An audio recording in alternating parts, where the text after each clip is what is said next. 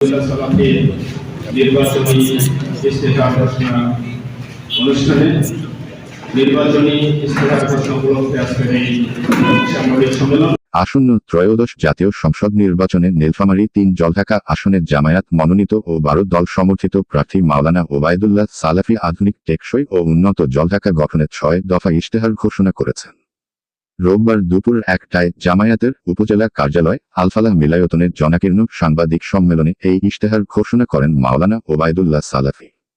এ সময় নীলফামারী জেলা জামায়াতের সেক্রেটারি মাওলানা আমতাজুল ইসলাম, জেলা শ্রমিক কল্যাণ ফেডারেশনের সভাপতি মনিরুজ্জামান জুয়েল, প্রচার বিভাগের সেক্রেটারি প্রভাষক সাদের হোসেন, উপজেলা জামায়াতের আমির মোখলেছুর রহমান মাস্টার, উপজেলা secretary Muammar Al Hasan, Jaldhaka press ক্লাবের সভাপতি ও উপজেলা জামায়াতের নায়েবে আমির আলহাজ কামরুজ্জামান সহ প্রিন্ট ও ইলেকট্রনিক মিডিয়ার সাংবাদিকবৃন্দ উপস্থিত ছিলেন।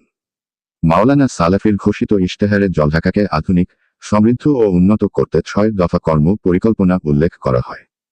দুর্নীতিমুক্ত প্রশাসন, শিক্ষা প্রশিক্ষণ ও কর্মসংস্থান, অবকাঠামো উন্নয়ন, নিরাপদ নাগরিক জীবন নিশ্চিতকরণ, সবার জন্য চিকিৎসা ও সকলের জন্য সমানাধিকার ও অগ্রাধিকার প্রদান গুরুত্বপূর্ণ অঙ্গীকারের মধ্যে রয়েছে জলঢাকাকে যানজট মুক্ত করতে বাইপাস সড়ক নির্মাণ, জলঢাকায় একটি কেন্দ্রীয় বাস টার্মিনাল নির্মাণ, চিকিৎসা সেবা সাধারণ জনগণের দোরগোড়ায় পৌঁছাতে উপজেলার ডাওয়াবাড়ি, ষোলমারি ও কৈমারি ইউনিয়নের সংযোগস্থলে একটি ১০ শয্যার হাসপাতাল নির্মাণ, সরকারি বরাদ্দ প্রাপ্তি ও খরচের বিবরণী জনসমক্ষে প্রকাশ করা।